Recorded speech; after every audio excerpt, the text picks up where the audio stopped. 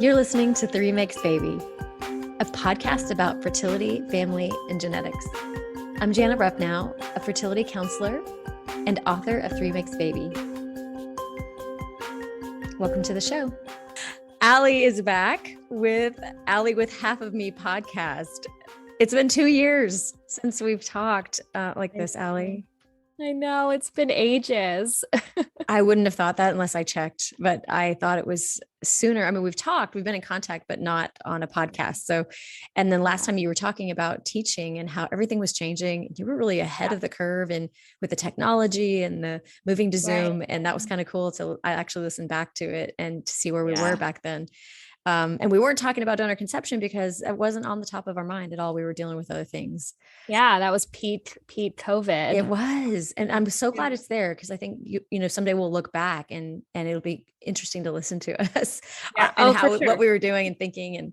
And, but here we are back with I guess I feel like it's grateful that we have returned to a place where we can now talk about Maslow's hierarchy of needs, like the higher stuff. For those that are listening going, what the heck is she talking about? If you go back to that podcast episode, we were talking about how when the pandemic hit, you could only focus on the basics like survival and safety. And yeah, absolutely. What's cool is I feel really grateful we can come back to the topic of donor conception because that means we're getting back to normal and this is past and things are back. And so thankful for that. And so that's what we're going to be talking about today is revisiting that. And it's going to be great to hear from you again. I know so much time has gone by that you have a whole new experience to share with us. And I can't wait to hear.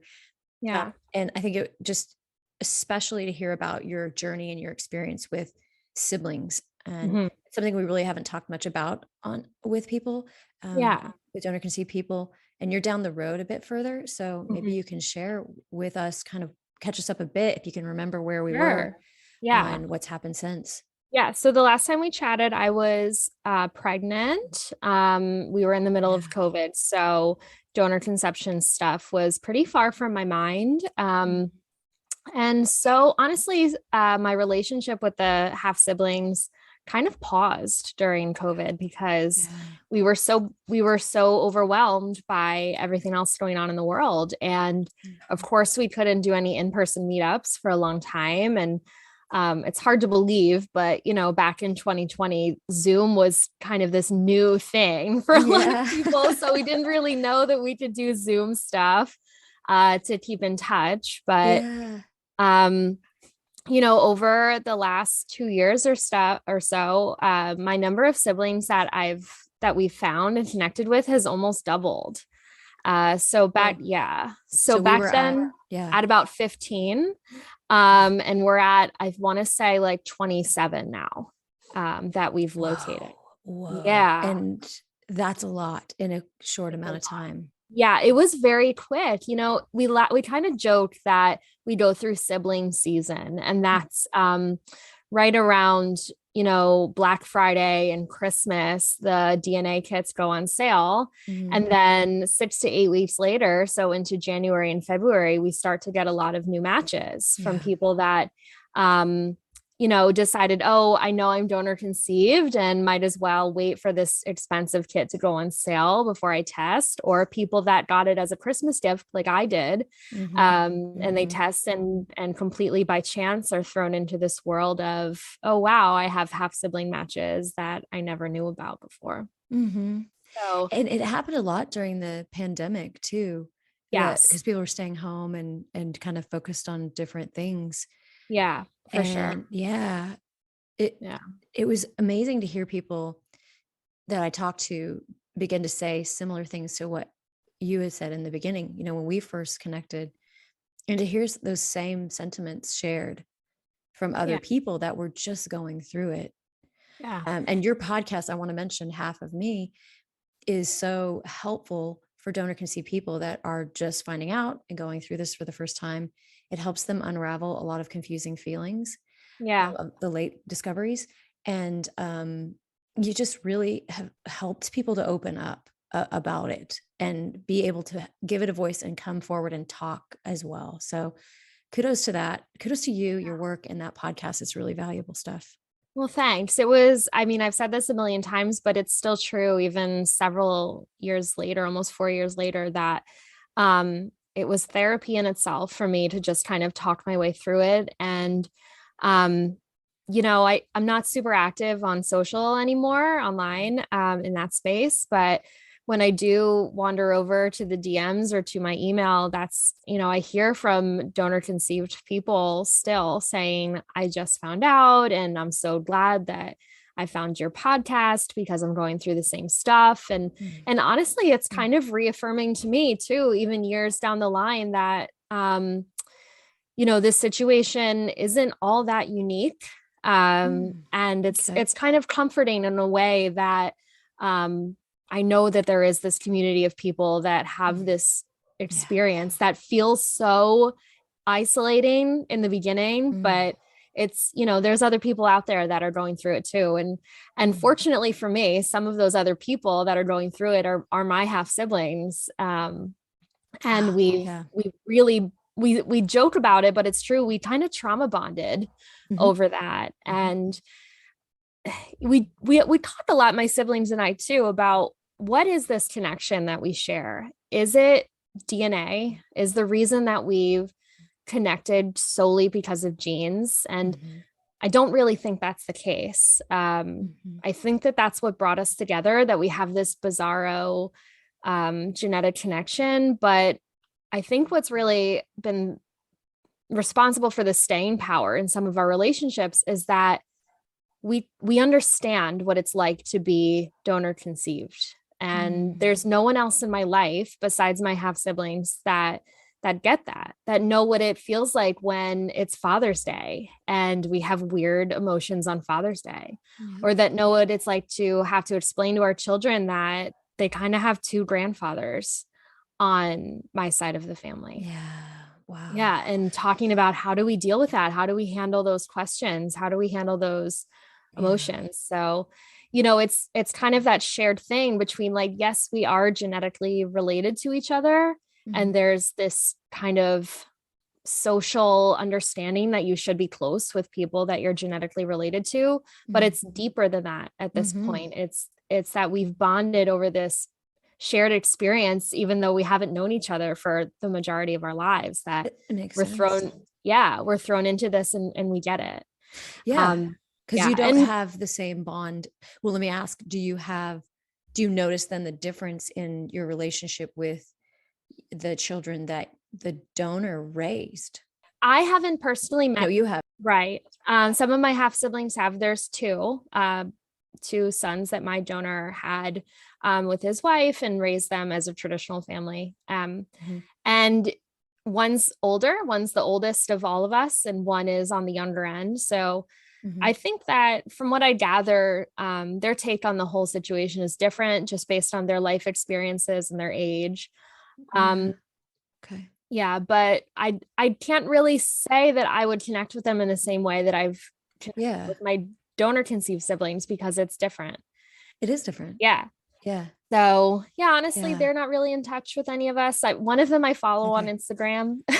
Okay. And so I know who he is and I know what's going on in his life. And we've talked a couple of times, but it's not the same. And I honestly don't have the same drive to connect with them other than like sheer curiosity about who they are as people. Not interested to really have a relationship with them. Yeah, I'm really not. I'm at the point where I wouldn't turn it away if they reached out to me and wanted to connect. That would be great. And I would be super open to that. But I can already kind of guess that I don't think we would have the same kind of stuff to talk about.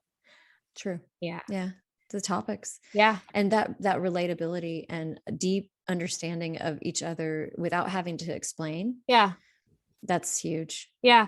I wonder with the donor conceived. I do wonder what they think of their dad being a donor. I wonder if that brings up or what that brings up to them. And that's just, something there she is. Something I know she's like, I need help up the stairs. Yeah. Something I've been curious about is what they think of all this. But I don't know them well enough to really speak on that. But I don't know, maybe someday in the future, I'll be able to sit down with them and be like, so, hey guys, we're related. This is weird. Life is long. You never know. Never know. I know. Cool. Well, okay. So that made me think, is there an out of the relationships, one thing that has come up, which I think I remember you talking about this a long time ago, but then someone else brought it up and like kind of really drove it home for me about this whole emotional sort of process of you go through each time you Yeah. find a new sibling. Yeah. How would you describe that? Yeah. It doesn't get easier. I'll say that. Okay. That's unfortunate. Yeah. It's just going to be a lifelong thing. You know, there's never going to come a point in time where I'm going to be able to confidently say, okay, that's everyone, because my donor donated for 7 years. And if you conservatively do the math, there's at least 100 of us, likely to be conservatively. Yeah. Likely to be closer to 200. And does that reason just there's so many reasons, but that one alone, because there's no finite number in your head. So that means it's never ending. Yeah. This process of discovery and assimilating new information about, does that make you feel anything about limiting the number of times or families? 100%. Yeah. Tell me more about that. 100%. Yeah. It's, you can't even comprehend it.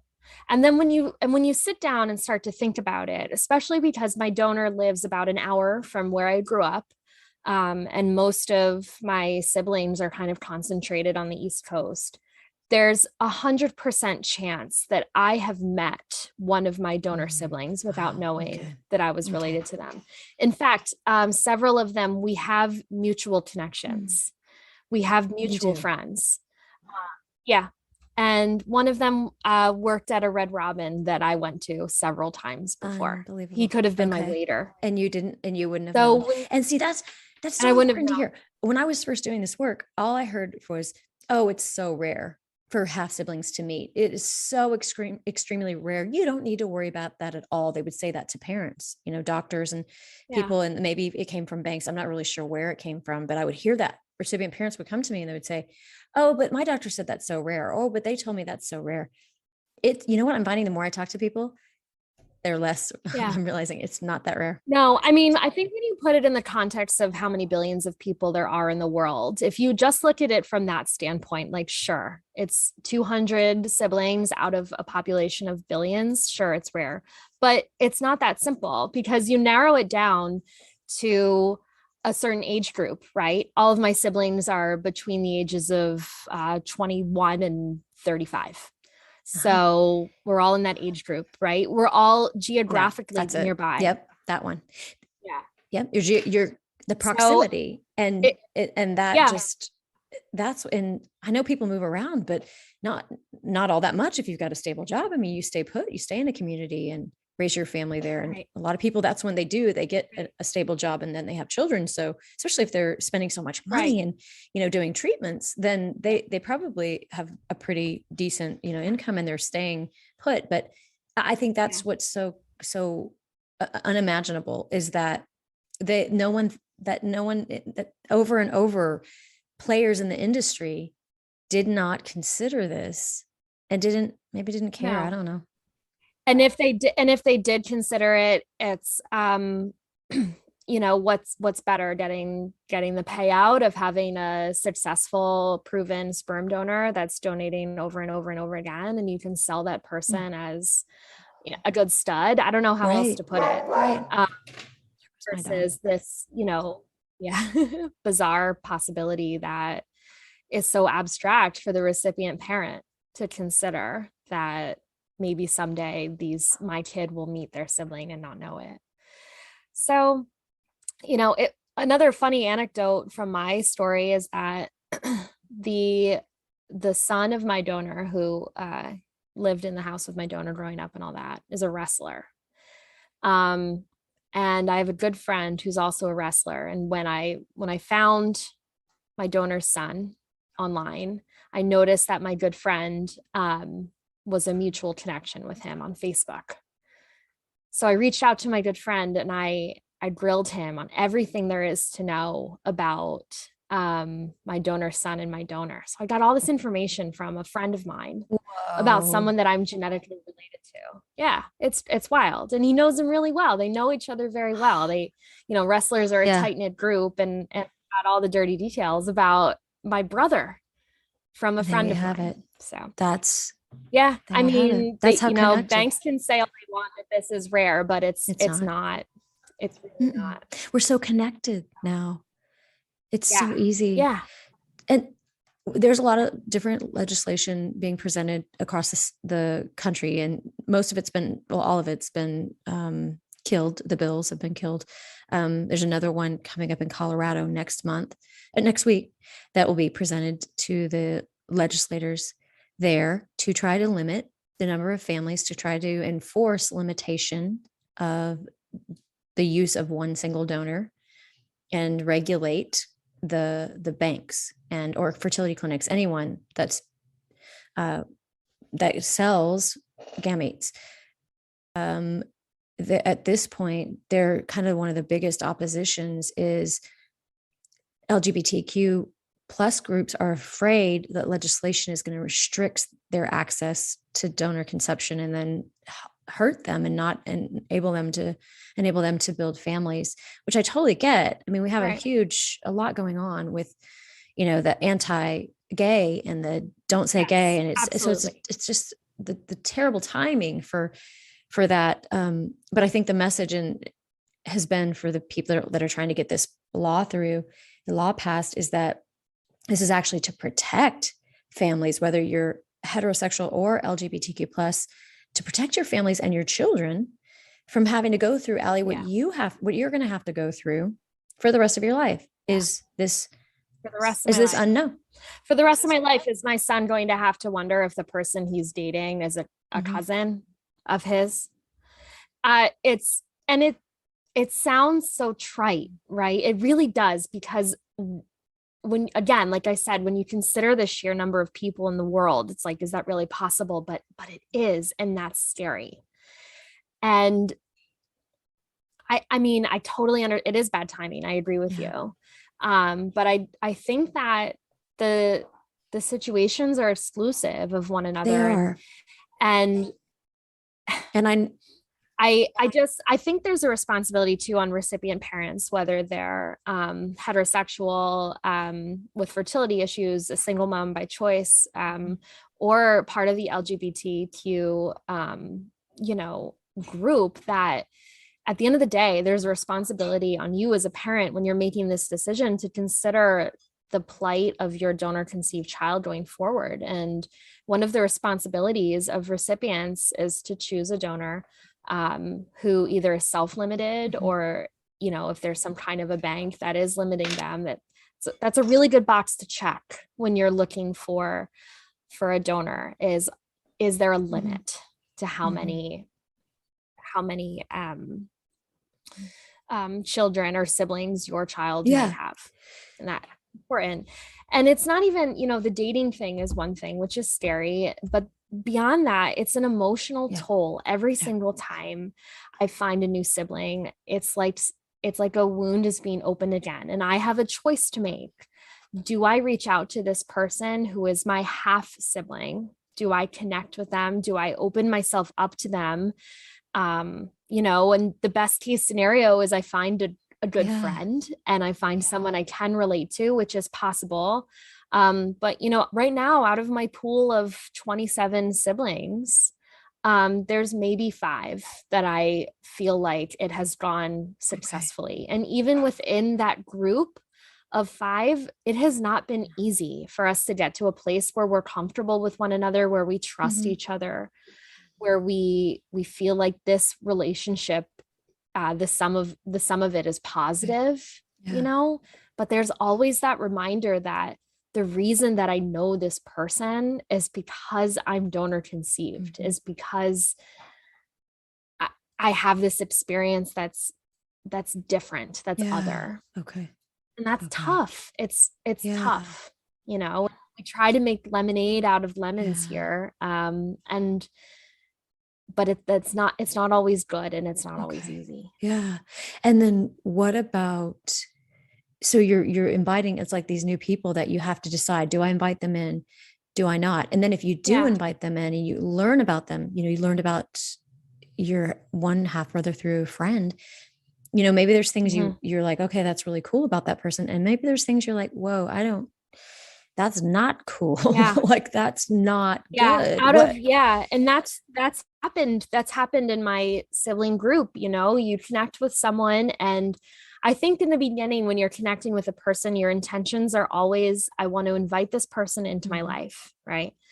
And you open yourself up, you become very vulnerable with them. You share with them, this is what learning donor conceived, or learning that I'm donor conceived, has been like Mhm. for me. And that brings you to a place of vulnerability. You have to talk about um, how this made you feel, the anxiety around it, the depression around it, the just, the hours of my life that have been taken up by learning that I'm donor conceived.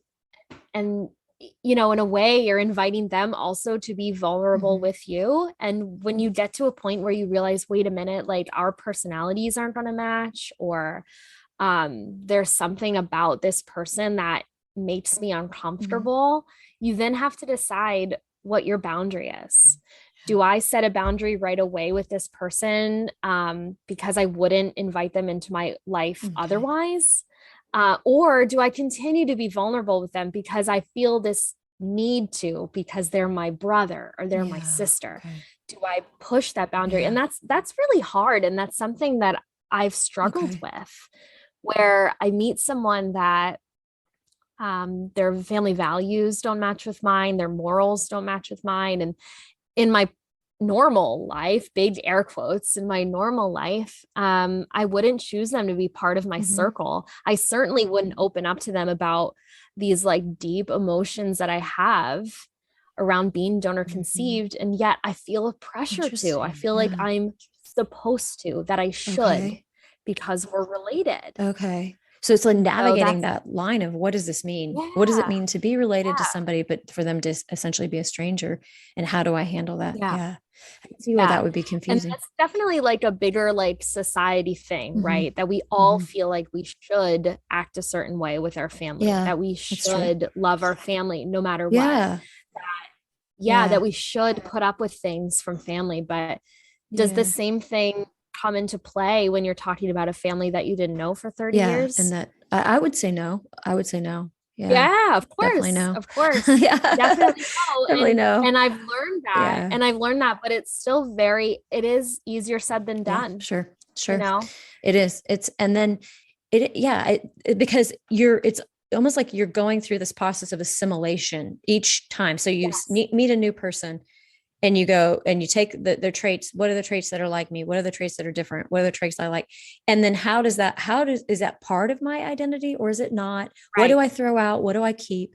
It's really Right. a whole process of It is. And it's continuous. continuous, and it's exhausting. Yeah. That's tiring.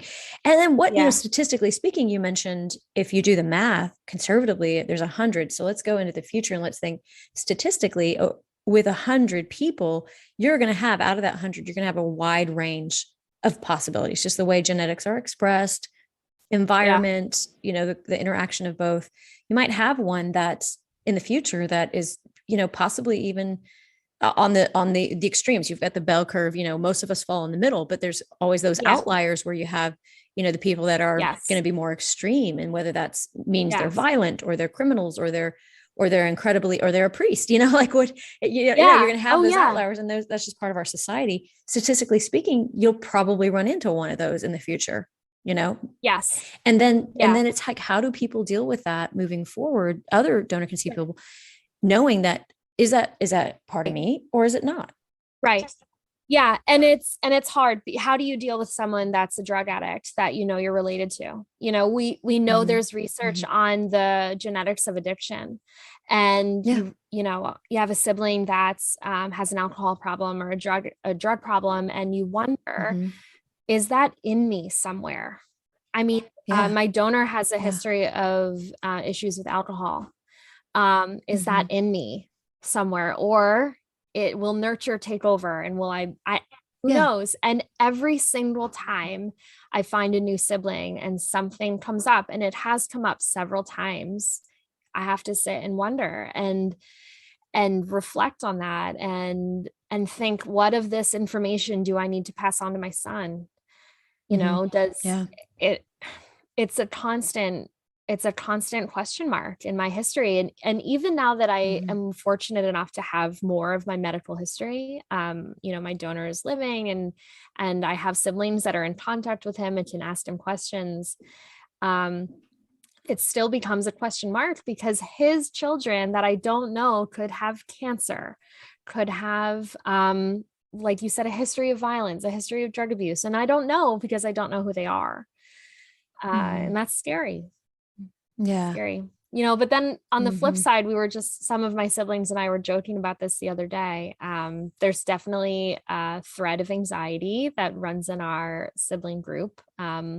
Probably not unique in the world of 2022 today, right? I think if you say you have no anxiety at all, you're lying. But a lot of us that have anxiety seem to all respond to the same pharmaceuticals that kind of help us. And wow, there's something to be said there for to go. that. Yeah. You know, Absolutely. there's something to be said that this specific drug helps us and helps many of us. And I just think that's so funny. Like, there are little perks to knowing, hey, I have anxiety and I see all of my siblings take Zoloft and that's what works for them. So I might suggest that to my doctor. Like, it's funny how that works. Same for like ADHD. There's so many different medications for ADHD, and you have to run the gamut sometimes of trying the different meds with your kid. You know, there's definite benefits to having this like wide pool of people that I can look to whenever something comes up and try to figure things out. But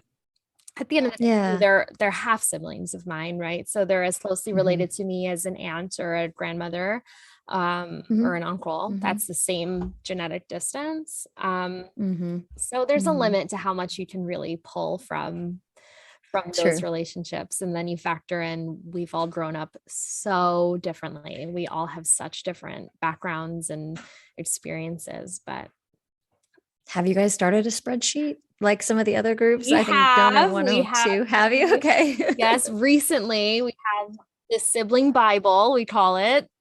Okay. And we're constantly adding to it, and it's a nice reference. Okay. Yeah. So yeah, we do have this Google Doc. I think that's really helpful because maybe even like that's kind of stuff that we can, not like the specifics of it, but we can show legislators and say, this is what real people are dealing with right now. They're creating spreadsheets and databases to keep up with things, you know, them. So one, they know where each other is, and then they know where their kids are. Right. And the next generation kind of thing. Right. But then also that's a burden to place on them to have to do this. And why can't we instead have better standards for gamete use? Yeah. I mean, why wasn't Cryobank of New Jersey or wherever the heck I'm from doing this for me? Why weren't they? They were being paid. They made billions of dollars. Yeah. Multi-billion-dollar industry. Yeah. They were raking it in. And people will say, this is one excuse they use. Well, because if we limit, then we're not going to have as many donors and we're going to have no access and people won't be able to get pregnant. And you know what? There's something called known donation. Yep. And I'm talking to more and more people that have shifted to known donation and using a friend, a family member, and learning how to do it. And the more people become educated about these concerns and these issues, the more people are even willing to donate and say, hey, I want to help. I don't want to see somebody have to go through 100, dealing with 100 siblings in the future. And that's really, really awesome. And you and I both know, and I'm sure most people listening know, that one of the biggest reasons that someone searches out a anonymous donor or open ID donor is out of fear. And it's out of fear that using a known donor would mean that your child would have to grapple with having two moms, again, big air quotes, or two dads. Yeah. Or, your own personal fear that would somehow make you less of a parent if you knew exactly who the other genetic or biological parent was. But I'm pretty sure every single donor conceived person could attest to the fact that it doesn't make you less of a parent. Parent is both a noun and verb, and a lot goes into, or a lot can be said for the love that you build with your child when you raise them, right? So I just don't, I'm at a point in my life now, especially as a mom, a newer mom.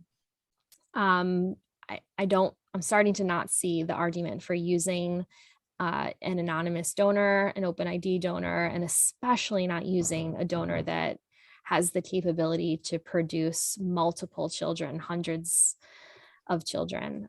It just doesn't make sense. It doesn't make sense for the life of the donor conceived person that's created as a result of that anymore.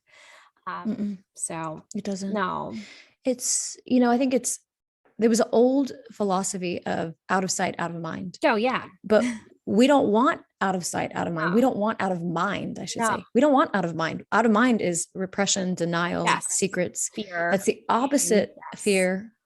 It's the opposite of what we're trying to do. Yeah. And so anonymous, if you are, and I think I say this in my book at one point, those people that are using known donation from the start are having to confront and work through those fears earlier. Yes.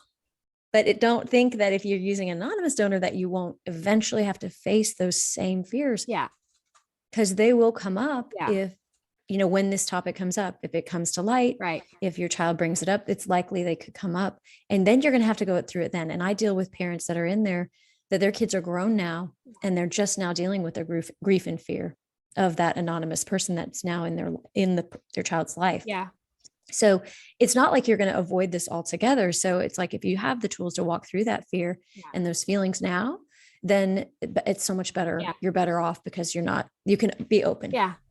Yeah. And it's not comfortable, to work through it. And it's not, and it's hard work, but it's, it has to be done, and it will be done either now or later. So might as well do it now, and might as well set your child up for success and set them up in a space that's healthy and open. Yeah. And where they're not, 32 years old checking 23andMe every single night before they go to bed, which is where I'm at. I don't want to paint a picture that it's all doom and gloom either, though. Yeah. Okay. Because fair. I will say that with some of my half siblings, I am at a place now, it's been years and it's taken us a lot of work and hard conversations to get here, but I couldn't imagine my life without them. And I'm really, really, really blessed to have them in my life. They're people I would pick as friends if they were nearby. I don't think we would have grown as close as fast as we did without having this shared genetic connection, and this shared experience of being donor conceived and walking through that together. But I think that's important for new recipient parents to know too, that don't shy away from the siblings, because it's a blessing for your kid. It's really, really cool that, I mean, I have this one half sister who she and I have gotten really close over the years, and it's been work for us to get close. There's been ups and downs in our relationship, but we're relatively close in age. I'm a little older than she is, but we have kids the same age. And having her to be able to talk to as a sister in the moments where I have questions as a mom is such a wonderful thing. Oh yeah. It's great. And that's so cool. Yeah. Our plan is to get our kids, now that COVID is fading, hopefully, and the world's returning to normal, we're going to get our kids together this summer. And I can't wait. I can't wait. And my goodness, you get to have a sister. Yeah. You get it's like I said the other day, I think on one podcast, I said a bonus sister, it's like, because it's like you didn't grow up with one, but now you have one for the rest of your life, that bond and family that's special. My son looks so much like her son. It's crazy. Oh, it's like genetics in that sense. I know he's cute. Really wild. I'll have to send you a picture after this is over. So yeah, please do. But they look the same, and that's over my years of knowing that I'm donor conceived, I find that like looking like my dad or not looking like my dad is like the furthest thing from what matters. Like it really doesn't matter at all. But it's also really funny when that little trait, that genetic trait does crop up.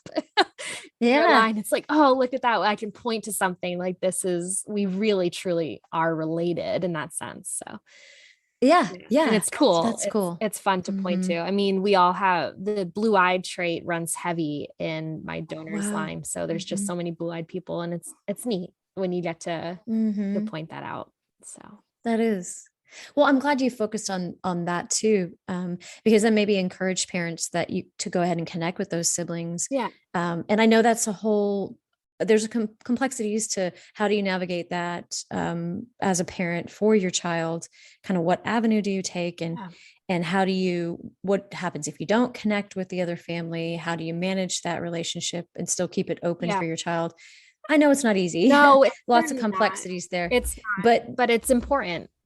But it's important. And if you need help with that, reach out to someone that can maybe help you with those different relationships. And it kind of goes back to what you said too, Allie, where you said, you were struggling with, am I obligated like a traditional family to behave like that or not? And, I think you give a lot of people a lot of freedom to define the relationships as how they work best for you. And maybe they work good for a while. Maybe for a couple of years, you're in good relationship with the siblings' parents. Yeah.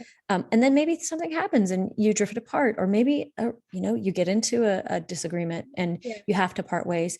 All of that is okay. Yes. Like you're doing the best you can. Yeah. And that's all you can do. We know that happens in traditional families too. Completely. So, yes, 100%. And friendships. Yes. So it's just part of life. Human experience. Yeah. It's that you make it work where you can and you try your best. And I think that's all that you can ask of yourself. And that's all I can ask of my parents. And that's all I can ask of my donor relatives. Like we're just trying to make this work for as best as we can. And it's hard and it's messy, but I personally have found nuggets of real joy in opening myself up. And also moments of real strength where I've been like, I have to close myself off to this person. I have to set this boundary. And that's growth, that's it. And how do you set that boundary? Because that run into people asking that question of how do I, feeling that sad and guilty about maybe having to set a boundary, but that it's a healthy thing to do. How do you? Personally, I am the least confrontational person. That's been a running theme of my life where boundary setting has been traditionally very hard for me. So I have a really wonderful therapist who helps me work through that. But what's funny is I've found the most confidence in setting boundaries within my donor conceived circle, because I know that if I don't set those boundaries, it's going to be really detrimental to my own mental health. So there's been times where, the best example I have is that I've set a boundary with my donor and I just know that that's a line that I don't want to cross. I don't need to know him. I don't want to know him. And that's my boundary. And it's not easy to do because I am curious about him. And there is a part of me that wants to get to know him. And he has expressed to other siblings that he wants to know all of us. So there's a little bit of pressure there. Like, what do I owe him in this relationship? Do I owe him nothing? I know that, but again, it's still sometimes I know I owe him nothing, but it's sometimes easier said than done. Like there's a pressure there for sure. I get it. But if you just move forward with like you said this once to me, it's about moving forward with confidence, just saying, this is what I need. This is what I require in order to be happy and healthy and feel safe. Then I just need to be confident in that choice.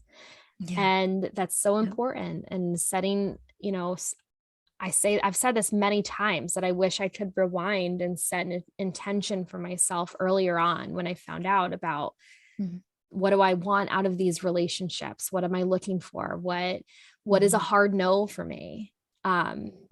But once I've kind of settled with myself about that, about what do I want out of these relationships, what am I comfortable with and what am I not, then it becomes a little bit easier to know right away, okay, I like this person. I like the way that this relationship makes me feel.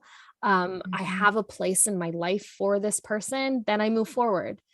And if I get those red flags that are, red flags that I would recognize in my my real life, my own personal life, with friends or potential friends. Then it's a lot easier to say, okay, if I wouldn't accept this from friends or family members that I've known for a long time, then I'm not going to accept it from someone that I'm related to.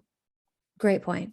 Great point. And such a great guide for the same, if you're a parent looking for siblings and you run across a family and that those red flags come up, or it's not somebody you would choose to be, not out of inconvenience, of course, right? But truly you're trying and this just person isn't right. That's okay to back away. I mean, like totally the simplest thing like to think about, right, is in my personal life, I have a friend who they're raising their kid in a way that's not compatible with my morals. They curse, they smoke in front of their kids. It's just not a healthy situation, right? So am I going to bring my son around them? No, I'm not.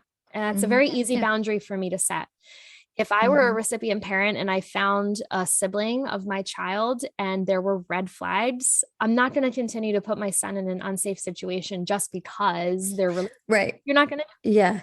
So, I mean, some think it's the same rules apply there, but I think it does get confusing for people because they think it's supposed to be a certain way, and there is no certain way. No. And I think if you set the intention of I'm going to keep myself safe and my child safe and do what's right for them, then there's your boundary. But if you find yourself setting rules for yourself out of, like you said, convenience or inconvenience, or because you don't want to deal with a feeling, then that's a different story. If you're afraid, or even because you're trying to check a box, like, oh, connected with siblings, check that. I have to do this because that's the right thing to do. A lot of people think that they want to do the right thing so bad.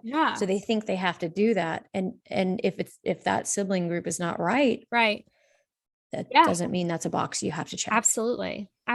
So, I mean, I've said this before too, there's so much more that goes into being a parent than the just following the big air quotes rules of being a recipient parent, so much more that goes into it. And at the end of the day, you have to know what you want out of your family life. And at the same time, balance what's best for your kid. Sometimes that means putting yourself in a situation that might feel uncomfortable in the sense that these are scary emotions that you don't necessarily want to deal with. That's true. So there's a balance between, I think, pushing yourself and protecting your kids' interests. So, and then for the person, I hear this next, the question would be then, how do I know the difference? How do I know the difference? And I would say that's a great question for your therapist. I was just going to say that. Okay, good. Therapy, because that one's a lot more complicated, and that goes back into probably your own family system, your own boundaries or boundary needs, skill set, and your own connection with your feelings as well. So there's a lot of factors. And I like what you said too about checking a box, because I also think it's so much more than that, right? Like it's going to evolve. My relationship with my half siblings is constantly evolving, and my take on it is constantly evolving too. And what's important for me today might not be important to me in 5 years. So, it's not something that you just check that box like, okay, my kid met their donor half sibling, all is well. It's constant. We've talked you and I have talked a lot about the narrative and who owns that story. And that's just part of it. And as a recipient parent, you start off owning that narrative and it eventually passes on to your kid. And maybe your kid's going to grow up and not want a relationship with their siblings. And that's okay. That's okay. It's in flux all the time. And as human beings, we hate change and we hate that concept, but that's what happens. So just it's so true. The evolution, and know that the evolution's happening all the time. And And I hear parents saying, "Oh my gosh, now, all of this is so daunting and overwhelming and maybe I just shouldn't even do this because it seems so hard and it is overwhelming." I will say this Yeah. is incredibly overwhelming, but I also would say that that's kind of the point, is to try to show you that you, as a parent, you don't want to wait and lay all this at your child's Right. feet to deal with Right. at a later Right. age, and say, "Sorry, you're on your own. I don't know anything about Yes. this part. Yeah, and Good luck." I can attest to That's that, but that's what hard. happened to me, and when I was Yeah. 29 years old, all of a sudden, I had to sort through all of this myself, and, uh, I mean, it's It's easy for so me to say hard. my parents didn't know any better. That is part of it. It's also they're doing exactly what you're describing, which is they just waited and put it off because it was uncomfortable. And my parents would be, especially my mom, would be the first to admit that now, that it just never felt like the right time. They never felt comfortable to disclose to me. Okay. But it's Yeah. a burden, and that burden has to be dealt with by someone. So why not deal with it with your kid? Why not figure it out together? And of course, when your child Definitely. is young, you're dealing with the bulk of the work, but as they grow, they can tackle some of that stuff with you. And That's right. kids as young as 5 and 6 can tell you if they want to play with their donor half sibling or not. They can tell you that. Mhm. And they Right. start to guide that conversation. So, and start to guide that relationship. So, I mean, And if you do the work ahead of them, yeah. it's like I always get this imagery and this might be the worst imagery. I don't know why I thought of, okay, for those of you older out there, I thought of the video game Dig Dug, Yes. where you're like, I was the best video game ever. I love Dig Dug. So, but you're digging out those tunnels, right? Yeah. Well, as a parent, if you're doing this work now, Yeah. I know it's hard. I know it's overwhelming. I know you're going through a lot. But remember, you don't have to take it all. You're not going to dig the entire tunnel system tomorrow. You're going to dig it out bit by bit. You're going to Yes. start paving this path so your child can walk easier behind you. Yeah. And rather than leaving it all the work for your child to do, it's our job as parents Yeah. to do that work for And them. what an honor that you get to do that for your kid too. What a Mhm. cool thing that you can Yeah, foresee a trouble. Where else in life can you do that? Where else that's can you true. have a tiny newborn baby in your arm and plan for when they're 13 years old and being bullied? You can't. Like, you know what I Yeah, mean? You can't yeah. deal with that You, ahead of time. You can think about it and maybe come up with a yeah. strategy, but it's like we know, that a donor conceived person is going to have things that they're going to deal with, medical history, siblings, Mhm. um, whether or not they want to know Genetic their donor, differences. genetic differences, not seeing yourself in your parent. Genetic mirroring. Yes, Uh, genetic loss. yeah, It's genetic we loss. we Yep. have stories of from people like me, from research. We have data Hmm. that these are things that Hmm. kids go through. So how cool that you get to, as a parent, start to do the work for your kid and relieve a little bit of that burden for them. I mean, Hmm. I would love, Hmm. I would, and I know I get to do that with my son. I know that Yeah, I think about you that do. early on. I've done the work myself. I'm in a place where I'm donor conceived and I've been in therapy over it for years now. I've thought about it, I've talked about it, Hmm. and I'm doing that so that maybe he won't have to do as much. Yes. Oh my God, Allie, that's so powerful. And I know you guys can't see us. We're not doing video, but I mean, we both had tears in our Yeah. eyes several times during this Yeah. podcast as I have talking about it. chills on my arm. You do. Oh my God, you do. Oh my gosh. Well, it's just so touching. You just speak from the heart and I can feel it. And I know that's why people love your podcast so much, because they can feel your heart and your intelligence and your truth. And I think they feel safe with you too, Yeah. that, you're not um, shaming them. No. Parents, that the one thing that comes up is that feeling of shame. So if we can get past that shame and kind of, not bring that up or not trigger that in parents Yeah. too much, then hopefully they can start to hear Yeah. and give them hope. Well, I So I know. appreciate that, Jana. I don't, when I found out 3 years ago, there wasn't a guidebook. You Yeah. have a beautiful book, right? But not necessarily geared at Right. the person, the donor conceived person. That's right. So, Yeah. um, Yeah. I was just That's trying right. to document the way that I've approached it. And I mean, it's humbling that people still listen. So I appreciate Oh yeah, that. they do. And I think it's really cool. Yeah, it's named as one of the top 3 podcasts. I've seen it named as one of the top 3 podcasts to listen to for donor conception. So Love that. it's pretty cool. Yeah. So awesome. Well, now might be a good time to mention actually. Oh, yes, please. Yes. So I'm excited to share. Jana, you get the exclusive. I haven't mentioned half of me is going to be moving on to its next chapter. And you'll be hearing from me and some of my donor half siblings in the coming weeks. So we're very excited about it. I can't share too much because it's in infancy right now, but just look out on the Half of Me podcast social. So at Half of Me podcast on Instagram, which is really the #1 place to find me. And yeah, look out for that space and I'll share information with you. And if you could share it when we're ready to launch, that would be awesome. Okay. Yes, but absolutely. Yeah, we're moving on to phase 2. I'm so glad to hear that. Yeah. That makes me so happy. Yeah. I'm excited about it. So at Half of Me podcast is where you can find that. Yep. And yeah, we got a nice little teaser there about what's coming. Yeah. So watch that space. So awesome. Well, it's been a pleasure as always. I've definitely missed you the past few years. So I know I've missed you too. I feel like we're all coming back to life. Thanks for listening. If you would like to follow me for more content, you can find me on Instagram at Jana Ruppnow LPC and Facebook. And you can also grab a copy of my book, 3 Makes Baby, on Amazon.com, BarnesandNoble.com, and Target.com. Be sure to subscribe to this podcast and rate it and share it with a friend if you liked it. Have a great day.